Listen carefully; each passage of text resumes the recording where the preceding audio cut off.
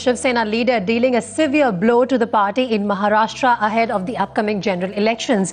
Rahul Narvekar, who was Sena's spokesperson, jumped ship to join arch rivals the NCP. Narvekar was reportedly upset with the Shiv Sena after the party high command had asked him to withdraw his candidature from the Legislative Council elections.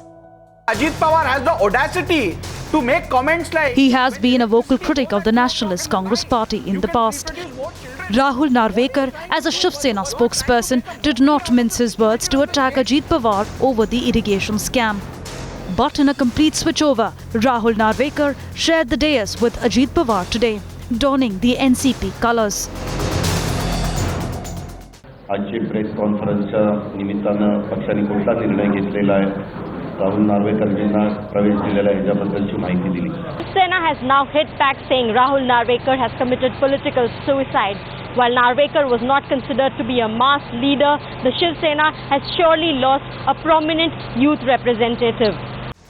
Miffed at Shiv Sena for denying him a state ticket, Rahul Narvekar was quick to justify his jump. I am very surprised, very hurt and very disturbed to see the manner in which this entire issue of withdrawal also was dealt with. After being absolutely diligent, absolutely dedicated to the party, if this is the kind of response a party worker gets, then it's very difficult for anyone to contest or be a part of that organization.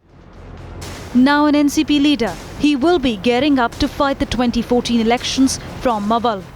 पक्षश्रेष्ठींच्या आदेशानुसार आज आता आम्ही अजितदादांच्या उपस्थितीत मावळची उमेदवारी जाहीर करतोय. तीही केंद्रीय समितीच्या परवानगीने व ती उमेदवारी माननीय राहुल नार्वेकर यांना देण्यात आलेली आहे.